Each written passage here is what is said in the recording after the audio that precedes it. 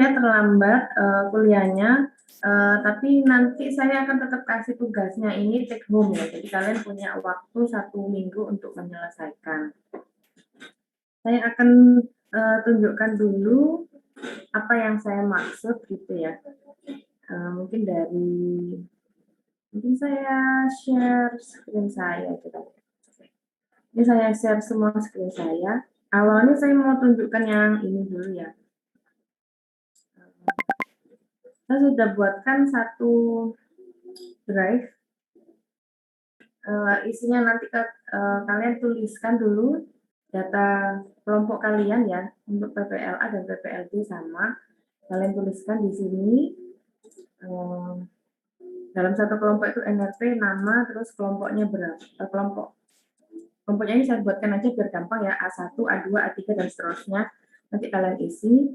Nah, untuk datasetnya nanti kalian pilih dari list yang saya sudah kumpulkan. Jadi saya sudah temukan satu dokumen gitu, jadi kalian nggak perlu nyari satu-satu.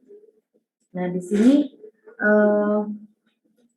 nanti masing-masing kelompok membuat satu folder untuk pengumpulannya, diberi nama, kode kelompoknya, dan dataset yang dipilih. Jadi nama dataset nanti diganti dengan dataset yang kalian pilih.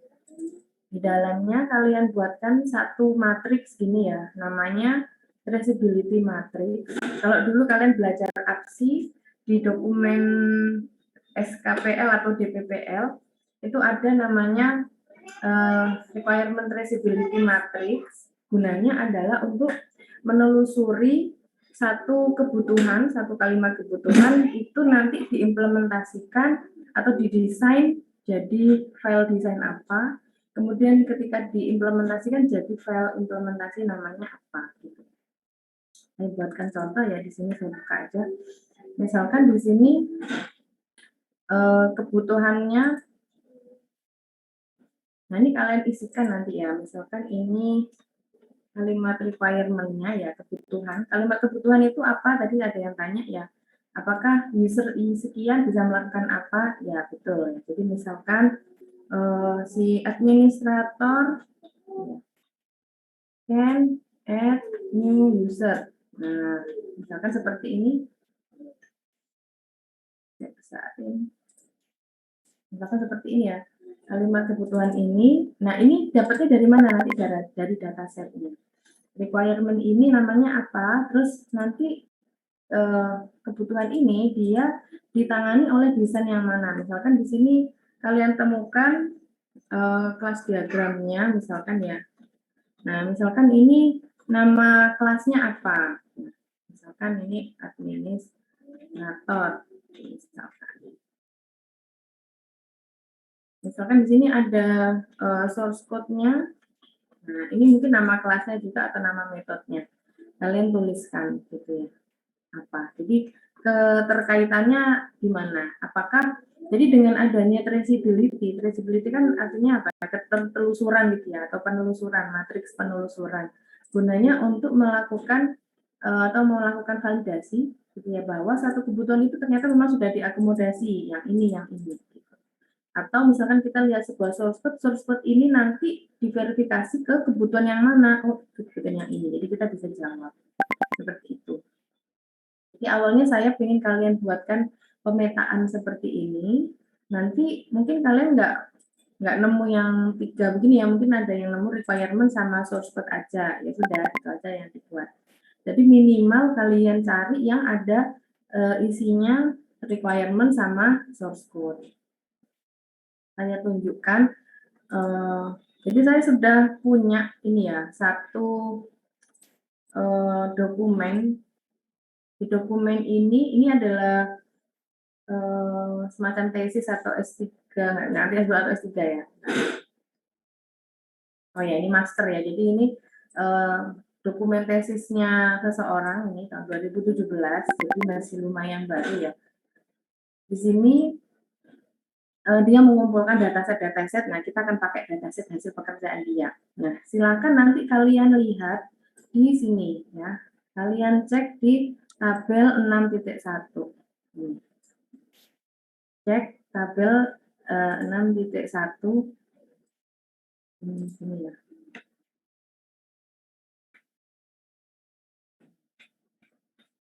Ini, cek tabel 6.1. Tabel 6.1 ini isinya dia sudah kumpulkan. Jadi dari paper-paper itu dia menggunakan dataset apa. Nah, ini dataset name-nya. Ini yang nanti kalian tulis di sini. Menggantikan yang tulisan dataset ini ya. Nanti sesuai yang kalian pilih. Nah, di sini. Kemudian kalian cari yang availability-nya yes. Ini sudah pasti ya kalau ada linknya pastinya dia available gitu. Kemudian di sini ada keterangan OSS, IND atau ACA. Ini OSS itu open source project. Kemudian IND ini industrial project, artinya memang project yang memang ada di beneran gitu ya, memang ada beneran di dunia nyata. Kalau yang AK ini akademia, ya biasanya studi kasus yang dipakai di dalam pelajaran atau dalam sebuah universitas gitu. Jadi biasanya ini tidak real, sintetis gitu ya. Misalkan kayak dataset yang saya buat ketika belajar SPD atau MBD, nah itu kan saya buat sendiri, nah itu akademia. Kalau yang industrial ini benar-benar data real gitu. Nah saya ingin kalian cari aja bebas ya, boleh yang industrial atau akademia. Nah di sini cari aja URL-nya. Nah sebelum kalian memilih di antara ini semua, yang mana di sini ada appendix A, yang mana di sini berisi karakteristiknya. Karakteristiknya itu apa? Tadi kan saya minta kalian untuk mencari yang requirement sama source code. Nah, kalian baca aja di sini ada namanya artefact gitu ya. Artefaknya boleh dari source atau dari target yang mengandung requirement. Nah, ini kan ada nih mengandung requirement ya. Jadi kalian boleh pilih yang ini. Contoh datasetnya yang ini ya, GSM 11, kemudian ini GSM 11 aja. Kemudian kalian cari yang lain lagi, misalkan oh ini ya, ini requirement-nya ada, code-nya ada. Nah, nama datasetnya tipenya OSS, nama datasetnya ODC. Nah, misalkan ini ketemu ya. Salah satu tadi saya sudah ambil contohnya yang iTrust ini misalkan. Nah, yang ini ya. Ini kan source artefaknya requirement, kemudian targetnya code ya, iTrust. Nah, setelah dapat nama datasetnya silahkan dicari di tabel 6 tadi. Nah, ini saya sudah bukakan linknya tadi ya, Google apa tadi ya linknya. Nah, nanti akan masuk ke sini. Nah, kalian bisa lihat di sini ini adalah data aslinya. Ini tadi kan itur ya. Nah, di sini. Ini sebenarnya sudah ada traceability matrix yang saya minta kalian untuk bikin. Nah, di sini dia sudah ada misalkan ini use case yang pertama, ini kalimat kebutuhannya use case pertama ini. Nah, nanti dia terkait dengan mana aja. Jadi use case 1 ini ya. Dia traceability-nya dengan ini. Source code-nya ini. Ya, nama kelasnya yang ini sama yang ini sama yang ini gitu. Seperti ini. Tapi kalau misalkan sekarang kan saya punya cuma 2 kolom, jadi kolom pertama isinya ini, kolom kedua isinya ini, kemudian kalian enter gitu ini, atau di sebelah kanannya juga nggak apa-apa. Nah, ini sudah ada kebetulan ya traceability-nya. Kalau kalian pilih yang itu, ini sudah ada, kalian tinggal sesuaikan dengan format yang saya minta tadi. Nah, di sini ada dokumentasinya, use case ya kan, ini kan kalimat kebutuhan ya, requirement itu kan nanti bentuknya use case. Nah, di sini sudah ada deskripsinya, misalkan use case 1. Di sini sudah ada deskripsinya. Ya. Delete a cultural object in the system. Nah, terus di sini juga sudah ada flow of event-nya. Nah, di sini kita cuma ambil aja ini ya. Ini aja. Kemudian ke atas lagi. Atau artefak yang kedua, tadi ya kan artefak pertama use case, artefak yang kedua kan source code ya. Nah, ini misalkan banner, ini isinya, nah ini ya source code-nya. Nah, tugas kalian nanti mengidentifikasi implementasi dari prinsip perangkat lunak yang sudah diterapkan pada studi kasus ini. Jadi misalkan kalian mengamati satu kelas ini gitu ya. ini kan karena belum ada kelas diagramnya, kalian kan belum tahu bagaimana kopling dengan kelas yang lain. Kalian bisa ngecek cohesion-nya di sini atau SRP-nya ya, di sini kalian bisa lihat SRP-nya. Apakah dia menerapkan SRP atau tidak? Seperti itu. Nah, caranya begitu. Jadi nanti saya akan kasih kalian paper yang ini, kalian cek tabel 6, dan untuk memilihnya dicek dulu di appendix yang A. Apakah source code-nya, apakah ini salah satu artefaknya itu requirement dan satunya code. Gitu. Nah, selanjutnya setelah ketemu yang ini, mungkin tidak semua dataset itu datanya komplit ya. Seperti ini kan komplit, ada detailnya. Kalau misalkan kalian tidak ketemu data aslinya, silahkan pilih yang lain, ganti yang lain. Begitu. Nah, jadi satu kelompok, nanti harapannya setiap kelompok mengambil satu dataset dan tidak berbeda dari kelompok, tidak sama dengan kelompok yang lain. Jadi beda-beda masing-masing. Nah, melihat datasetnya ini ya, ternyata datasetnya kan ada yang besar gitu ya. Di sini tadi. Ada yang isinya banyak. Nah, semacam ini. Nah, ini mungkin saya buat satu kelompok bisa lebih dari 3 ya. Misalkan kalian bisa menggambarkan dulu kelas diagramnya, mungkin sebagian aja, nggak lengkap gitu ya. Sebagian aja, nah nanti bisa dilengkapi lagi. Misalkan ini katakanlah 2 kelompok mengerjakan yang ini, nggak apa-apa. Jadi satu kelompok isinya 3 kan.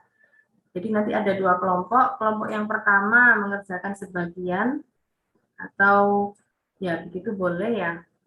Silakan nanti membaginya gimana. Atau misalkan dicoba dulu satu kelompok, satu dataset. Nah, nanti ke depannya kita perbaiki secara gradual. Ini kira-kira. Kalau ini kan besar ya. Ada yang datasetnya kecil. Jadi mungkin satu kelompok cukup mengerjakan itu. Seperti itu. Apakah ada pertanyaan dari penjelasan saya?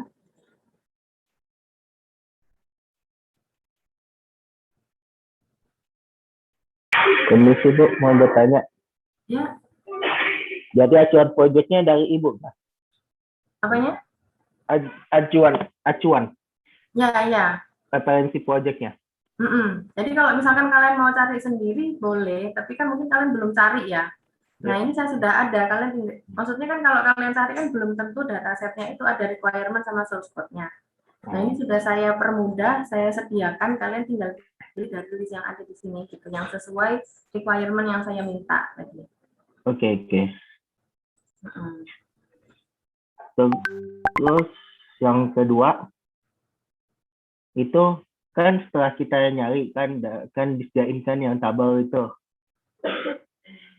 tabel daftar proyeknya. Itu hal apa aja yang kan, terus ada ini tabel appendix-nya tuh. Itu apa saja yang diperlukan kan? Itu kasus yang perlu diperhatikan, source artifak sama target artifaknya kah? Ya, dicari aja artefaknya yang tulisannya itu requirement atau use case gitu. Satu lagi yang source code, karena kita mau ngecek prinsip perancangannya kan. Kalau misalkan nggak dapat source code-nya, dapat kelas diagramnya juga nggak apa-apa. Oke. Nah. Yang lain? Permisi Bu, saya mau bertanya. Ya. Untuk satu kelompok itu satu dataset, terus yang tadi untuk 3 itu berarti apanya Bu? Yang sebelah? Nah, ini kan datasetnya ternyata besar ya setelah kita buka contoh yang saya ambil tadi. Ya. Nah, itu berarti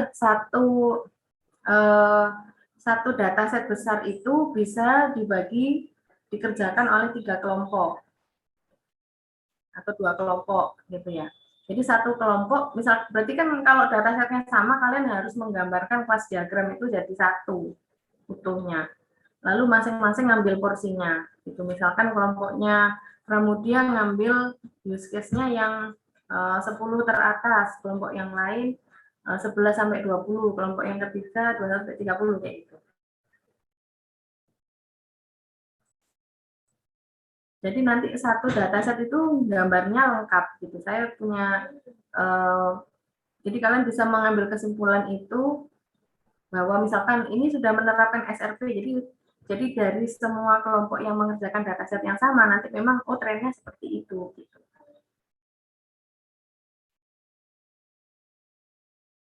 Atau kalau misalkan kesulitan nggak mau berbagi sama temennya, kalau berbagi kan artinya harus komunikasi lagi, ya sudah satu kelompok ambil satu dataset aja, beda-beda nggak apa-apa. Iya, Bu, saya mikirnya kalau bagi dataset cukup susah juga. Iya, ya udah. Berarti satu kelompok nggak usah berbagi dengan yang lain. Di satu kelompok ambil satu dataset, kelompok lain ngambil dataset yang berbeda gitu ya. Oke. Saya kasih linknya.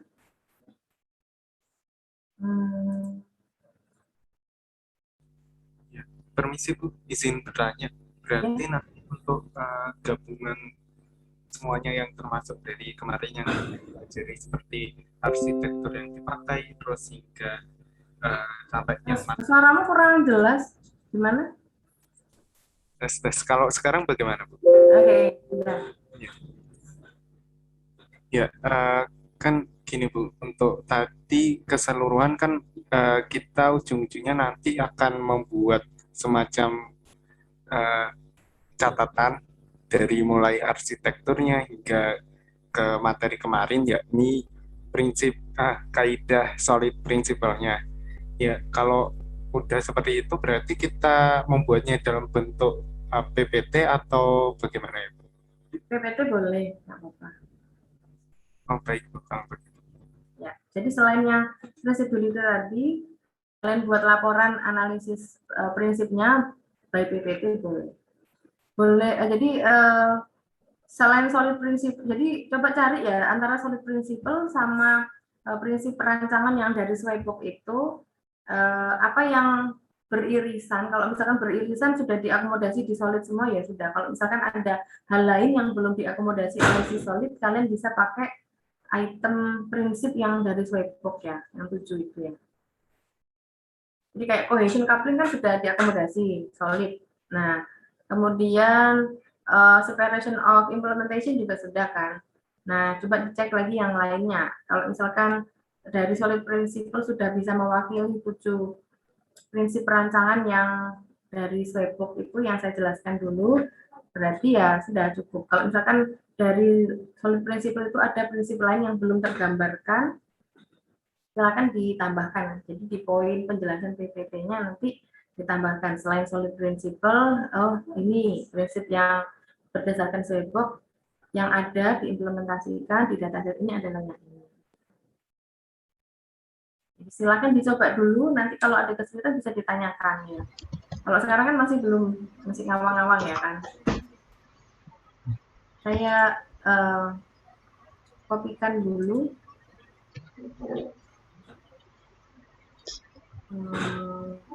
Lalu ini saya taruh di kelas saja ya.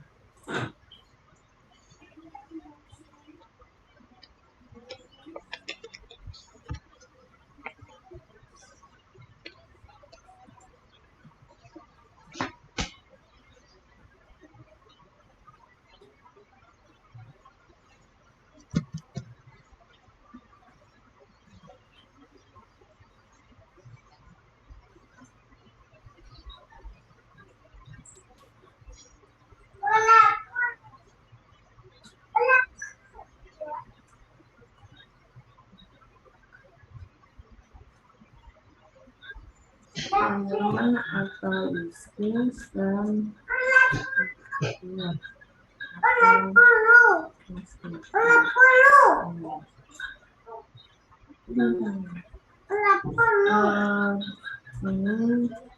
jadi bentar ya, saya tuliskan di kelas, kemudian link dataset dari Dibagi 6. Saya taruh di grup kelas ya. Sekarang saya masukkan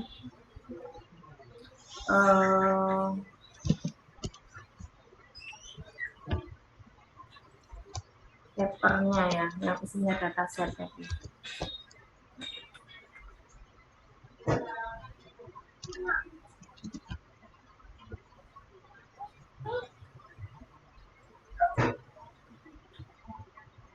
Sudah saya tuliskan di grup WA kelas ya.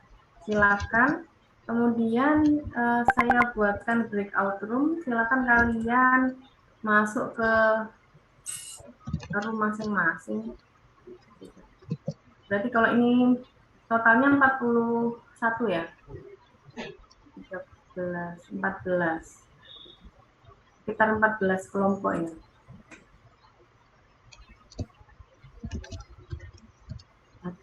Room.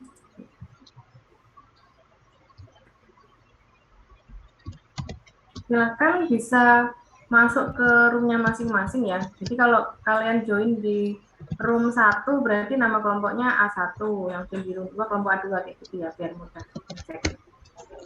Silakan bisa mulai dikerjakan. Kalau ada pertanyaan bisa ditanyakan di sini ya.